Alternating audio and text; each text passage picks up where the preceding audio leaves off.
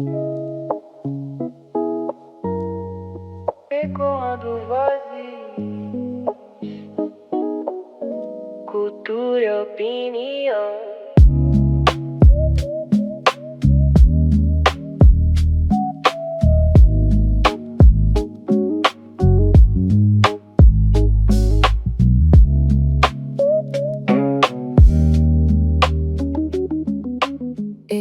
Ecoando vozes, cultura e opinião. Salve, salve, minha gente, como é que vocês estão? Luna Formagem aqui mais uma vez, estamos começando mais um podcast do Ecoando Vozes, o nosso podcast aí de cultura, opinião, sociedade, onde a gente sempre está trazendo alguém aqui para debater sobre não só temas específicos, mas também para compartilhar um pouco da sua vivência, um pouco da sua experiência, da sua visão de mundo, para que vocês também possam refletir com a gente. E hoje eu tenho um convidado muito especial aqui, que é o Garcia que é skatista profissional, empreendedor e também presidente de projetos sociais que envolvem o skate, no resgate de indivíduos. E hoje a gente vem aqui para falar um pouco mais sobre como toda essa trajetória do Garcia, todos esses projetos que são tocados impactam a sociedade, né? Então, Garcia, estou muito feliz em ter você aqui hoje com a gente. É isso, é recíproco. Eu agradeço a oportunidade de estar aqui no Firebomb, WM, uma cota que a gente se conhece aí. Ver o estúdio, a rádio em atividade, assim, o podcast, para mim é uma sensação de orgulho, assim, de ver, porque eu vi o desejo do W de querer fazer as paradas, né? E depois de muito, muito tempo ele tem conseguido fazer essa realização aí. Então eu sou um admirador mesmo do corre. E é isso, tem que fazer acontecer, não pode ficar esperando muito e o W, vocês estão sendo essa prova disso aí. Puta, que da hora, né? E realmente o WM, quando a gente trouxe a ideia de fazer um podcast, ele na hora abraçou a ideia, trouxe aí várias sugestões também, e hoje a gente vem cada episódio que passa aprimorando um pouco mais aqui os nossos equipamentos, as nossas ideias, a nossa estrutura de conversa. Mas vamos lá, Garcia, eu queria conhecer um pouquinho mais você, que você se apresentasse para o público que está ouvindo a gente, principalmente no sentido de aonde que o skate encontra a história de vida sua. Meu nome é Garcia Rodrigues, skatista profissional, nascido e criado aqui na cidade de Itapetininga. O meu contato com o skate ele começa em 1997, na minha adolescência. Aos 15 anos de idade, meus primos começaram a andar de skate, acabou despertando esse interesse em mim também de andar. E naquela época não tinha tecnologia nada, a gente andava por puro prazer, assim, de ser uma opção da gente estar incluído, né, de ter essa inclusão social e de você também ter um lazer. O skate nem era visto como esporte, né? E naquela época as coisas eram muito difíceis também. Então, assim, eu fiquei andando até 2000 para 2001. Aí eu falo assim que o meu pai mesmo, ele nem sabia que eu andava de skate, porque ele não incentivava, não acompanhava. Foram poucas ocasiões que eu tive de presença paterna relacionada ao skate. Se eu não me engano, que eu tenho na minha memória mesmo era uma, que ele tinha uma câmera de filmar e nesse dia ele acabou indo filmar a gente e depois a gente se reuniu com os moleques para assistir essa gravação assim, e foi uma coisa realizadora assim por eu ter o meu pai como presença nesse dia, né? Uhum. Mas depois das outras vezes eu não vi essa presença paterna e não tinha na comunidade quem apoiasse e incentivasse também. Então eu lembro até hoje que uma vez na pista de skate, num sol, mano, estralando assim, eu comecei a olhar pro lado, eu me vi sozinho, literalmente, e eu me questionei, meu, o que eu tô fazendo aqui? E nessa época eu já estava começando a sair para festa, para balada, e eu via que na festa, na balada, você tinha um acolhimento, né? Aquele acolhimento ilusório, mas mesmo assim aqui acabava preenchendo algo. E dentro disso eu acabei fazendo a escolha de deixar o skate de lado e vivenciar essa ilusão.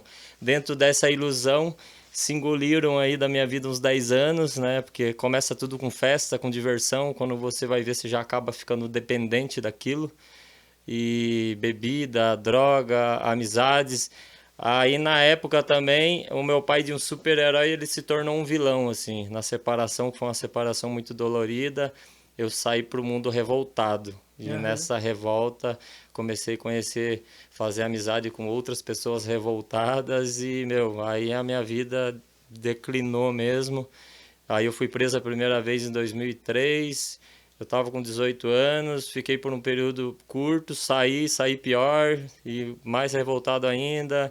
escapei de morrer com overdose, tiro, aí fui preso mais uma vez.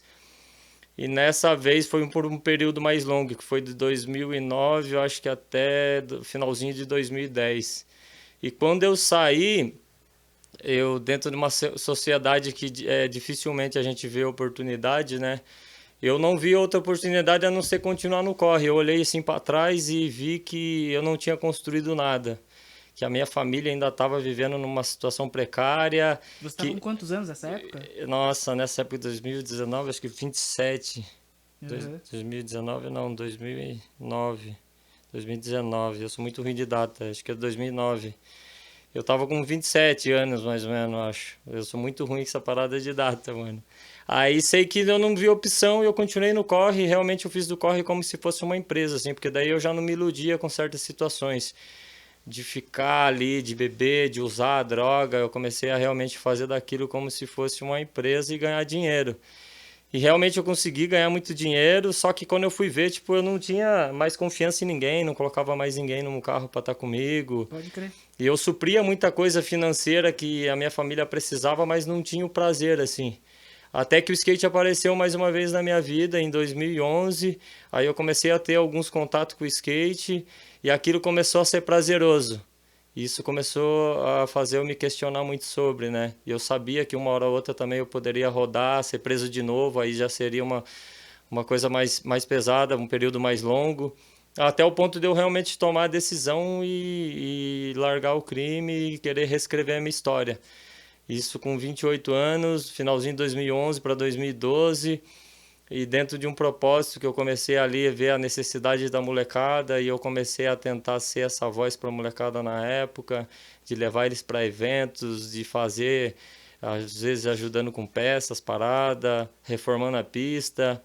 E eu fui realmente buscando um sentido na minha vida, assim, dentro dessa reconstrução eu passei por um deserto aí de uns 3, 4 anos, aonde muitas pessoas desacreditaram assim, porque cheguei a passar necessidades financeiras de não poder ajudar nem a minha família. E aí a maioria das pessoas viam e falava assim, bom, por que o cara não vai trabalhar e tal. Só que nisso eu entendia que tinha um propósito ali, né? Desde da reforma da pista, da ressocialização, e eu fui ficando preso àquilo, Deus sempre me confirmando também para se manter ali. Tanto que eu tô até hoje, né? Hoje com resultados gigantes, né? De ter conhecido vários lugares, outros países. Minha filha se profissionalizou, é atleta da seleção brasileira. A gente tem seleção brasileira júnior na nossa cidade. Eu, como skatista profissional, como empresário. Só que lá atrás, naquela época, dentro desse deserto, o que me manteve foi essa fé de acreditar que algo maior realmente tinha me colocado ali como propósito e de estar exercendo isso. Então é um resumo mais ou menos disso, assim, do que eu vivi, que foram 10 anos ali numa escuridão, e desse reencontro, hoje já fazem 14 anos, só que meio que eu tive que fazer desses 14 virar meio que uns 28, porque eu tive que recuperar aqueles 10 para trás que eu tinha perdido. Então às vezes eu me lesionava, me machucava, e mesmo assim eu não esperava a recuperação adequada da lesão, porque eu entendia que eu não poderia ficar parado. Então, às vezes, arrancava o gesso antes da hora, ia para a pista e ficava andando e viajando, indo para outros lugares, conectando com outras pessoas. E o skate tem esse poder dessa ferramenta. Ele transformou a minha vida, transformou a vida de vários que eu conheço. Assim. Hoje a gente trabalha dentro desse propósito, que o projeto Skate Transforma Vidas, dentro do sócio educativo. É uma parada que tem um propósito gigante, assim, já estamos 4 anos inserido. Vi uma expansão do skate no sócio educativo. Muita coisa tem acontecido, assim. Mas eu acho que essa transformação, ela não é... Ela é meio que diária, assim, né? Todo dia a gente tem que ter essa ciência de querer ser o nosso melhor, não achar que... Porque eu era e hoje eu sou, que eu não tenho que continuar ainda pensando nisso, né? E sempre estar olhando para o próximo. Acho que uma das coisas que tem me feito se manter nesses princípios é eu entender isso. Que como eu consegui, tem pessoas que precisam também dessa visão, preciso desse amparo, porque se eu tivesse tido na minha época, talvez a minha história poderia ter sido outra, ou não, dentro de uma caminhada predestinada, talvez, quem sabe, aí a gente já não pode afirmar, né? Mas poderia ter sido diferente se tivesse tido oportunidade. Então, eu acho que hoje baseado nessa experiência, eu tento ser essa oportunidade aí para molecada, para gerações, não só no skate, entendendo também a situação do grafite, do rap, sempre tendo envolvido, entendendo que a gente sempre é a mesma margem da sociedade, que sempre fica abaixo, não porque a gente merece, mas porque assim, pelas dificuldades, pela desigualdade, pelo preconceito, pela discriminação. E o que eu falo também, entendo que é a questão da revolta, se a gente meio que só se revoltar e aceitar, isso fica cômodo para eles. A partir do momento que a gente começa a se articular, se unir e fazer acontecer, isso é uma forma de pertencimento, de você não aceitar e fazer com que as coisas sejam da forma que deveriam ser. Todo mundo tem o seu direito de viver, né, mano, e viver bem, respeitando um outro, tudo, e dentro de um aprendizado poder fazer o nosso melhor, né? Sim, total. Nossa, é até inspirador ouvir você falar nesse sentido, porque muitas vezes é isso, né? A nossa história, ela não acaba em nós mesmos. A gente faz parte de algo maior e Sim. pode fazer parte da transformação na vida do próximo, compartilhando experiência, conhecimento. E nesse sentido, o próprio skate foi uma ferramenta de mudança de vida para você e pode servir para outras pessoas, né? E pensando, como você falou, que Tapetininga é uma cidade do interior, pequena, que não tem tanto investimento assim, mas hoje consegue ter atletas, consegue ter uma pista de skate que é referência no estado, de certa forma, por questão de qualidade, por mais que tenha ali algumas limitações que poderia ser melhor, ainda assim é uma boa referência, por justamente ter pessoas como você que tomam essa causa para si, para fortalecer e proporcionar uma vivência melhor para quem está vindo, para a nova geração. Né? E nesse sentido do skate ser uma ferramenta de transformação social, eu queria que você contasse um pouquinho mais sobre como que funciona o projeto Skate Transforma Vidas, né? Que você tem trabalhado, Sim. como é que tem sido a abordagem com os jovens, com os adultos em si também que participam, aonde que surgiu o projeto, se você puder compartilhar um pouquinho com a gente. Então, o projeto Skate Transforma Vidas, ele surgiu numa oportunidade que a gente teve de retomar as atividades com o skate no socioeducativo. No Casa Esperança, que é da instituição do Fundação Casa. Uhum. Eu já tinha feito alguma coisa relacionada com o pessoal do rap há muito tempo atrás, e eu me questionava, pô, será que uma vez eu vou conseguir vir aqui com o skate e tal? E realmente eu tive essa oportunidade lá atrás, mas não foi efetiva, e nessa em específico, há 4 anos atrás, a gente conseguiu entrar de uma forma mais efetiva, e dentro de um histórico assim, que é realizador também, porque o Maicon, que é vice-presidente do projeto, ele era um molecote que eu trombei no skate, assim. Eu lembro até hoje, a primeira vez que eu tive contato com ele, que eu vi ele estava na loja. Ele ia comprar um shape para ele andar de skate, estava feliz esperando o pai, e eu acabei me conectando.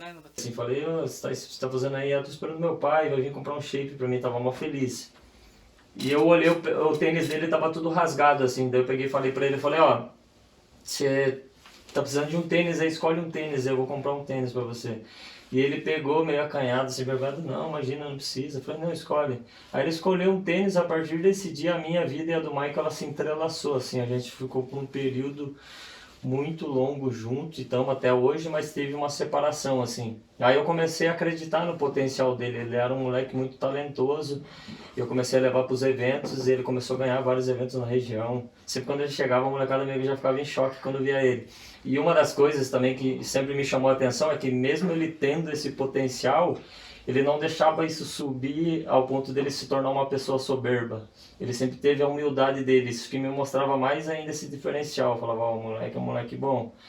E nisso o tempo vai passando, né? O Maicon de criança se tornou um adolescente, começou a se envolver com uma menina na quebrada dele, e essa menina... E ele começou a se envolver com as fitas erradas para querer mostrar para essa menina que ele também conseguiria ser essa pessoa, né, de mostrar uma revolta ou que podia também fazer, enfim. Aí ele começou a se envolver com droga. Eu lembro a primeira vez que eu fiquei sabendo, meio que se decepcionei e tal. Aí quando eu fiquei, meio que a gente se desvinculou, a gente não teve mais, cortou essa relação. Quando eu fui ficar sabendo, ele tinha ido preso a primeira vez. Aí quando falaram pra mim, foi tipo um baque, assim, eu falei, nossa, não acredito. Porque eu era uma pessoa referência que sempre falava pra ele, ó, cuidado com esses caminhos, por causa disso. E ele acabou sendo preso, aí ficou por um período curto, saiu, depois ele voltou. Isso ele ainda era de menor, então ele estava na Fundação Casa. E destino, aconteceu uma oportunidade que eu tive de palestrar lá no meio de 60, 70 moleques, eu tô trocando ideia assim, eu já direciono, consigo ver o olho dele, ele chorando, emocionado assim e tal. E a gente conversou por um período curto ali. Aí quando ele saiu, eu vi que ele estava querendo dar a volta por cima. Aí eu chamei ele para perto e a gente voltou a estar junto. E iniciamos esse trabalho junto com o skate na Fundação Casa, na casa que ele ficou ali por um período ali. E o Maicon era tipo um moleque que eu ia pra praia, com a minha família eu levava ele. Eu tenho uns vídeos de eu enterrando ele na areia junto com a minha filha. A minha esposa gosta muito dele, a minha filha. A gente tem ele como se fosse da nossa família e é recíproco da parte dele também. Então a gente daí teve essa experiência de retomar o skate na Fundação Casa e a gente começou esse trabalho e algo falou pra mim assim, ó, tipo, cria um nome, faça um nome. Aí o skate transforma vidas, baseado na minha transformação, na própria transformação do Maico e porque a gente tava ali inserido dentro do sócio educativo. Aí cria um logo e fomos ali, né, fazendo as coisas ali, meio que registrando, que criei o Instagram, tudo. Depois eu fui entender o motivo disso, né, que era pra gente realmente criar, construir algo, né. Hoje o skate transforma vidas, ele é algo que só foi criado por nós, mas ele tem um propósito muito maior, ele não tá fechado a mim. Até porque eu acho que projetos sociais ele não tem um dono, eu não me vejo como um dono na parada, eu vejo como uma necessidade que a sociedade tem. E um trabalho coletivo também, né? Isso, e fomos envolvendo outras pessoas, a gente tem mais pessoas que ajudam. Então assim, dentro do sócio educativo, a partir do momento que a gente começou a participar, a gente mesmo montou os skates, os capacetes, tudo bonitinho assim, ó. Eu lembro até hoje, a gente pegou uma madrugada como empresário, eu tinha essas peças e os acessórios, eu falei, não, vamos fazer o nosso melhor. E montamos skate, 10 capacete, e fomos. Aí teve uma entrevista na Record e a gente foi vendo a expansão daquilo. Aí no começo que a gente ia na unidade, o pessoal mesmo falava, nossa, estão perguntando muito no grupo do pessoal da Fundação Casa sobre skate. Ao ponto de quando a gente viu, a gente estava sentado na reunião em São Paulo com o secretário de Justiça e Cidadania do Estado, que também era presidente da Fundação Casa na época, falando sobre a importância do skate para essa retomada. E quando eu falo da retomada, é porque o skate já teve o contato já há um tempo atrás através do Sandro Testinha, que também é uma referência como projeto social, não só para mim, mas para outras pessoas que estão nessa linha de frente de liderança, que é o da ONG Social Skate. Então ele já teve dentro da Fundação Casa na época que era FEBEM ainda, que depois passou para a Fundação Casa, mas já fazia anos que não tinha mais atividade com skate. Então a gente também participou dessa retomada do skate, conversou sobre, aí a gente viu o skate se expandindo para todas as unidades da Fundação Casa do Estado de São Paulo. Conheci várias outras unidades, na Baixada Santista, em São Paulo, as unidades de Sorocaba. Eu acho que eu conheci, já umas 20 unidades já, e a gente tem pretensão de conhecer várias outras. Fizemos um festival entre as Fundação Casa, o primeiro festival foi aqui em Itapetininga. Festival de skate, né? Festival de skate entre as Fundações Casas. Então, Garcia, pensando um pouco mais sobre como o skate pode ser uma política pública, pode ser uma ferramenta, né, de transformação social, o que você imagina como formas de incentivar a prática, de incentivar a inclusão de jovens e crianças nesse aspecto esportivo e até cultural que o skate traz? Então, na verdade, eu acho que muitos, assim como eu, fazem o corre, estão fazendo, mas não são vistos, né? Eu acho que, na verdade, é tentar fazer com que o poder público enxergue essas pessoas e valorizem essas pessoas e entendam o quão importante elas são para a comunidade. Então, o que hoje eu faço incentivando é que os skatistas se organizem, criem associações, corram atrás dos seus direitos, né? Então, acho que o caminho é esse, passar, na verdade, essa conscientização para quem está, se regularizar, juntar esse grupo de skatistas e cada um no seu município para poder ter voz, assim, e não aceitar, porque na verdade assim, hoje a gente vive numa realidade onde o mínimo parece inalcançável. A gente vê as coisas acontecendo assim, e quando a gente vai reivindicar alguma coisa que não é nem um terço do que está acontecendo, e muitas das vezes a gente é tratado com descaso, com preconceito, é iludido. Então, assim, eu acho que a luta é essa, mano, fazer com que o mínimo, pelo menos, aconteça. E eu acho que o mínimo para muitos seria algo gigantesco. A gente está falando assim como uma representatividade gigante que a gente tem na nossa cidade, e eu falo com convicção, a gente não tem nem o mínimo. Então a gente consegue ter resultados porque a gente ama a parada, a gente dá a tapa-cara para fazer acontecer, mas nem o mínimo a gente tem, não tem. Então, tipo, na situação, se a gente acaba sendo essa referência desse exemplo, imagine se a gente conseguir fazer um mínimo para todo mundo do estado, né, do Brasil em si. Então, eu acho que é isso, eu acho que é uma missão, eu tenho essa representatividade. Eu acho que é isso, é buscar o mínimo, buscar a nossa fatia do bolo, onde só tá chegando migalha e às vezes nem migalha não chega. Né? Acho que é aquilo, até retomando uma coisa aí que ficou como até uma lição, né, nessa conversa nossa, por enquanto que eu percebi, foi que a nossa história, ela não acaba em nós mesmos, né? A gente tem como ecoar, reverberar para que o próximo também consiga ter uma condição melhor para praticar um esporte, para viver a cidade, para viver a sua própria vida, né, com boas influências. E nesse sentido parece que a gente muitas vezes está lutando pelo mínimo, né? A gente não está lutando pelo máximo, a gente está lutando atrás do mínimo que muitas vezes o poder público nega, né? Eu acho que é aí que está a importância de ter pessoas como você e tantos outros no Brasil, em Itapetininga, no estado de São Paulo e pelo mundo, que tem essa visão coletiva de trabalho, né? Que não é uma coisa egoísta apenas para si mesmo, mas para reverberar na sociedade e poder gerar melhores condições para quem está vindo. Né? Eu acho que exemplo disso tem sido a qualidade técnica de tantos jovens que estão surgindo aqui em Itapetininga na cena do skate. Né? Até queria saber a sua opinião sobre isso, né? O que você acha dessa nova geração que está vindo, que é essa galera que nasceu depois dos anos 2000 e que consegue ter pessoas mais experiência, mais velhas, para abrir caminho, né? Porque normalmente nos anos 80, anos 90, o skate ele era marginalizado, né? Ele já foi até criminalizado em São Paulo, era proibido andar de skate. E só depois no governo, por exemplo, lá da Erundina, que começa a questão de ver como política pública, de ter instalação de aparelhos esportivos pro skate, desse reconhecimento. E até nos anos 2000, assim, não era algo que era reconhecido ainda, né? Era uma coisa ainda muito marginalizada, querendo ou não. E de 2010 para cá a gente vê uma mudança nesse cenário, né? Do Brasil virando destaque no esporte, nessa modalidade em específico, de ter uma proliferação maior das pistas nos municípios, né, de ter mais organização na cena do skate para reivindicar também esses espaços, para reivindicar investimento. Como é que você enxerga essa nova geração que tem vindo no skate? Como é que você enxerga o posicionamento do poder público em relação a essa nova geração que chegou? O que você acha disso?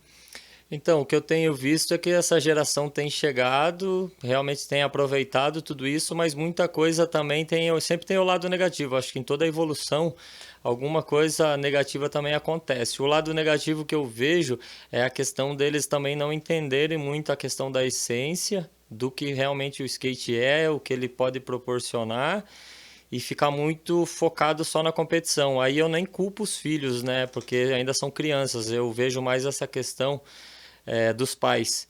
Tô vendo muito pai chegando e querendo que o seu filho treine, se jogue, pensando nas Olimpíadas, entendeu? E eu acho que assim, tem que ter a parada da diversão, de ser mais leve. Andar de skate não é fácil, é difícil. Aí você vê essa questão dos pais não ter muito essa compreensão e por estar vendo toda essa evolução do skate, tudo que o skate pode proporcionar, tá esquecendo, acho que da parte mais importante, que é essa essência, o companheirismo, a diversão, o aprendizado. E eu acho que a vivência e a questão assim que muita coisa é com o tempo também, né? Não é como e quando a gente quer. Então, acho que esse é o lado negativo. O lado positivo que eu vejo é que a gente acabou tendo mais voz, mesmo não sendo ouvido muitas das vezes, né? A gente tem a rede social na nossa mão, a gente pode... Estamos usando muito ela para reivindicar, para mostrar muitas situações. A questão do poder público, eu acho ainda que, tipo, ainda a gente sofre pela marginalização, pela descriminalização. O skate é bonito nas Olimpíadas, na TV, mas na realidade são poucos as pessoas que conseguem fazer com que o poder público enxergue isso e que o mínimo seja alcançado. Ainda para muitos isso é inalcançável. Ainda a gente vê muitas pistas sendo construídas de forma irregular. Eu vejo até hoje que eu já cheguei a reivindicar a pista há 12 anos atrás, reforma em pista, e passou-se 12, 14 anos, a pista continua do mesmo jeito. Então, assim, poderiam ter sido pessoas ter se profissionalizado no skate nesses municípios. Ou, às vezes, nem pensando na profissionalização, a pessoa que trabalha o dia inteiro, ele queria ali, Espaço de lazer depois do no fim do trabalho turno, dele, né? tirar um lazer, andar de skate, entendeu? Então, assim, vai muito mais além, né? A gente entende que o skate, ele está muito atrelado, o esporte em si, ele está muito atrelado na questão da educação, na questão da saúde, da segurança também, porque de uma certa forma a gente pode falar nisso com autoridade, porque a gente tinha um espaço onde tinha o tráfico de drogas. A gente conseguiu, como sociedade, reivindicar o que era nosso e vencer o tráfico de drogas. Então, a gente está falando de segurança pública. A gente está falando de saúde, porque eu, como atleta, como skatista, eu penso na minha alimentação, eu cuido da minha saúde. Com 40, indo para 42 anos, eu não sou uma pessoa sedentária, né? Eu não fico me entupindo de álcool, de Questão do drogas, enfim, lazer também, né? entendeu? Então, acho que assim, são coisas que agregam muito para as pessoas e fazem dar sentido nessa vida. Porque meio que a gente, se for ver, a gente entra num sistema que acaba escravizando, né? Todo mundo tem que entrar numa fábrica para trabalhar, para ganhar o seu dinheiro, e muitas das vezes esse dinheiro não dá dignidade para poder usufruir de algo que você gosta e que você queira fazer, entendeu? Se você não tem uma condição realmente estável de você ter dentro do seu condomínio as opções daquilo que você vai fazer, na nossa realidade que eu falo, a gente fica à mercê do Estado, né? À mercê do município. Então, muitas das vezes o município também não enxerga isso. Aí você vai cobrar e ainda ser tratado como se você fosse uma pessoa errada, enfim. Eu acho muito estranha essa situação aí. Eu acho, tipo, quem tá ali, tá ganhando para fazer, deveria entender o povo e fazer pelo povo de fato. E é o que a gente não vê acontecer. Parece que o sistema em si vai se atrelando e amarrando entre eles para que as coisas sejam feitas da forma que eles querem, que eles acham que deve ser feito. Porque se realmente tivesse um pouquinho mais de humanização nessa parada, assim, todo mundo ia entender a questão da favela, da quebrada, ia tentar mudar aquilo, né, como realidade, colocando os projetos sociais ativos, as ações culturais, os eventos esportivos. Se eles quisessem, eles poderiam fazer melhor do que eles vêm fazendo. Nossa, com certeza. Eu pelo menos, é o que eu sinto, assim, que as coisas não chegam. Daí a gente ter que aceitar, eu também não concordo. Acho que a gente não tem que aceitar. Então, acho que a gente está sendo essa geração que está se doando para fazer acontecer para as outras gerações.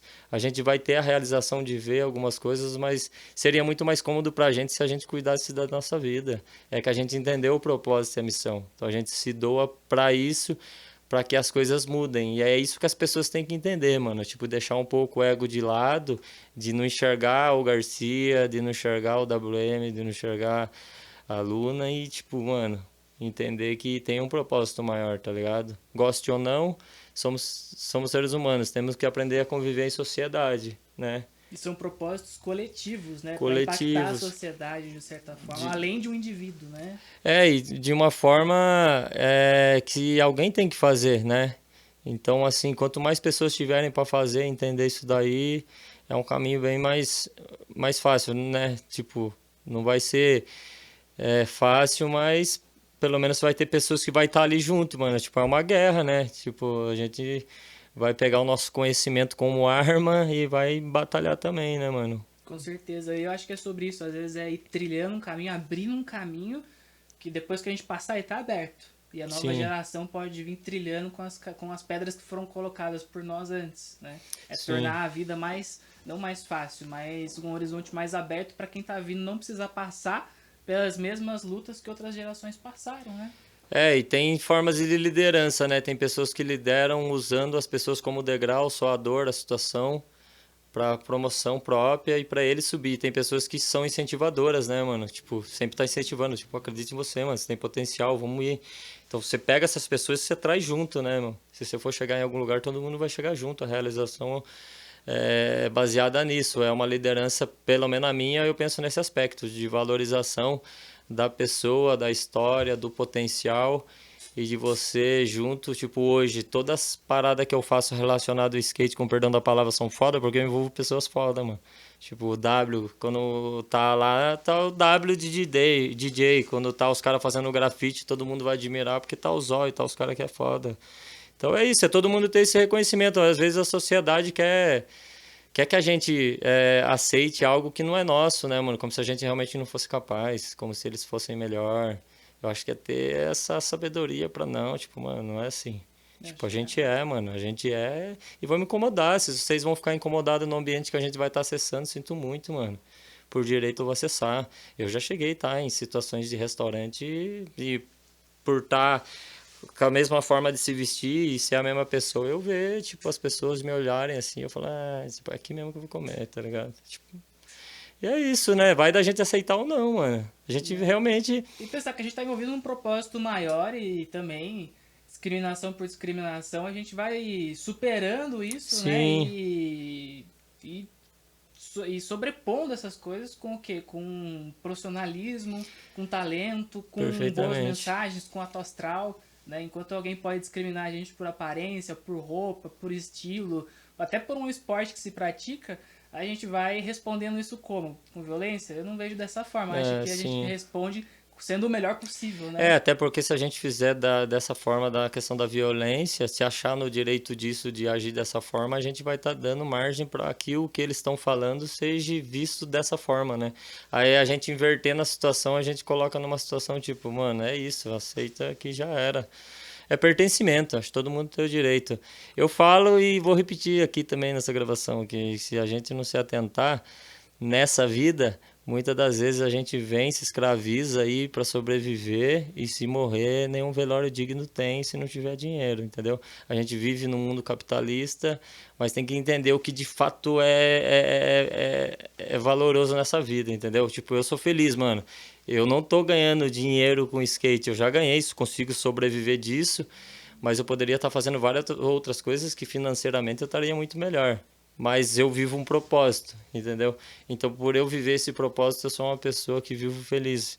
E eu acho que é isso, é todo mundo enxergar seu propósito. E não tenho dúvida que o W no rap, o pessoal do grafite, você envolvida na cultura, vivem também dessa forma, né? A retribuição de vocês é entender que vocês estão vivendo esse propósito. E eu acho que o reconhecimento do Estado é primordial nessa questão, né? De entender quem são as pessoas que merecem mesmo estar à frente, né, mano? De reconhecer isso. Eu acho que o Estado deveria muito reconhecer essas lideranças, principalmente nas comunidades, porque assim o Estado entraria e acessaria a comunidade de uma forma mais leve, né? Não sendo opressiva, muitas das vezes que entra com uma ação policial. E você vê que, tipo, são dois mundos, são distintos, né? A gente não vê essa proximidade. Né? O Eu, Estado tem opções, ele pode entrar ou armado ou entrar munido de uma pista de skate, um projeto social, um projeto educacional, um projeto Entendeu? esportivo. São Daí você vai formas de ver, e abordagem, você né? vai olhar, daí você vai se sentir representado, você vai falar, porra, tá, tipo, perdão da palavra, mas, tipo, tá acontecendo, né?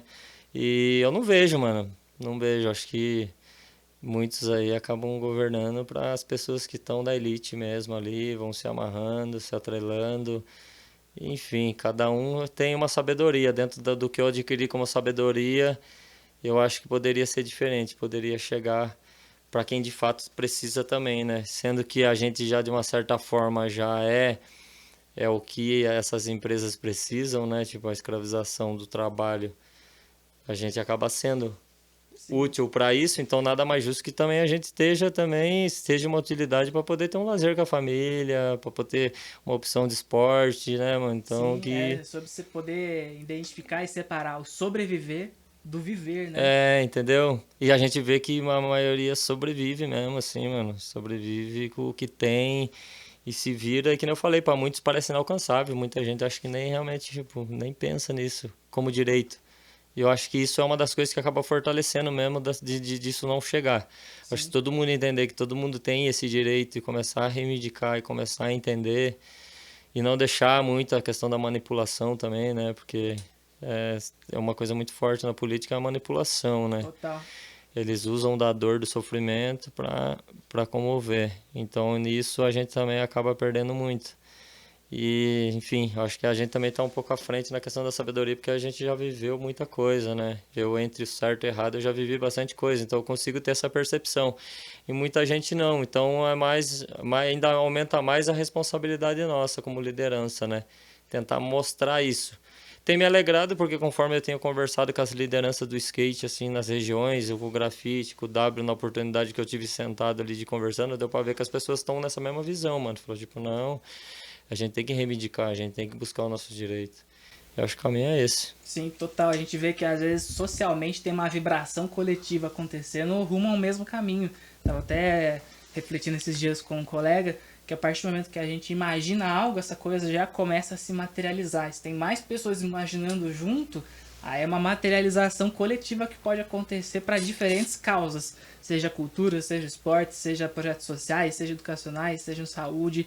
E eu acho que toda essa conversa que a gente teve aqui hoje demonstra muito isso, né? De como existe uma sintonia regional, estadual, na cidade, rumo ao fortalecimento de políticas públicas para o skate, rumo ao fortalecimento também de políticas públicas para outras áreas, porque essa organização coletiva ela também está em projeto social, cultural, esportivo, e tentar reverberar e ecoar para um futuro onde a nova geração possa ter melhores condições, possa ter o mínimo, né, que a gente não teve na nossa vivência, né?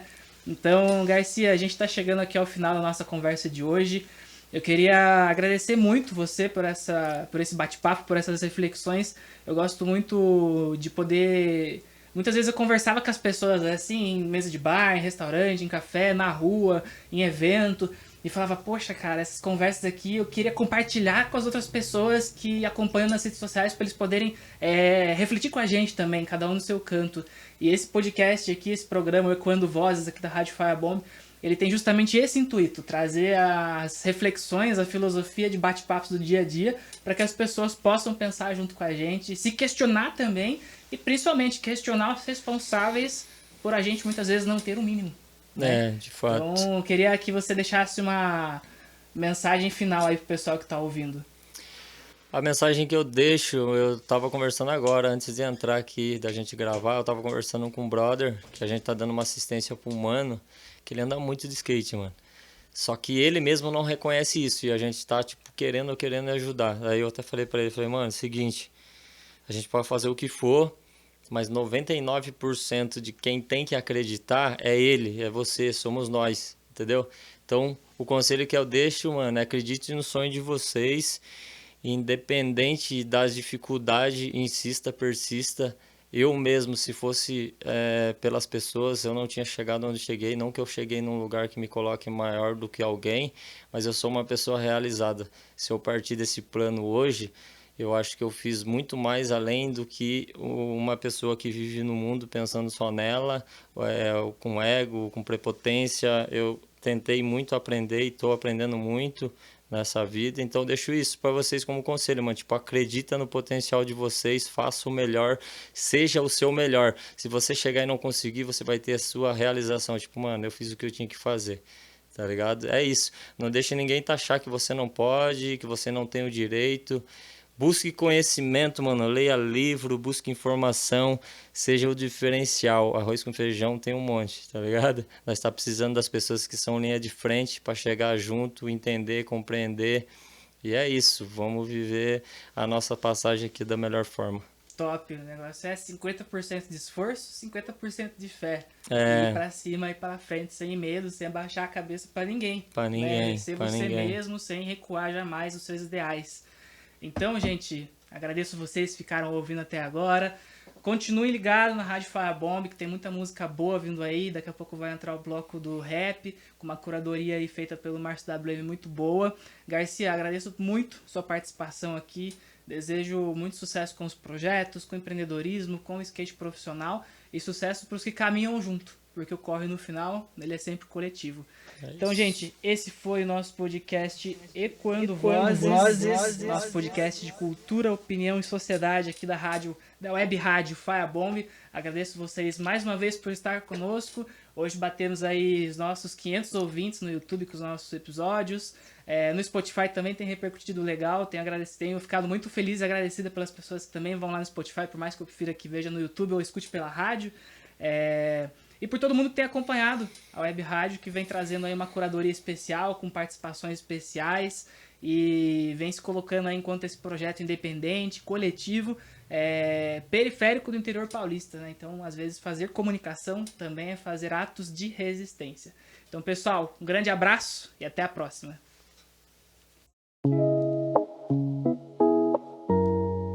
Ecoando vozes, cultura e opinião.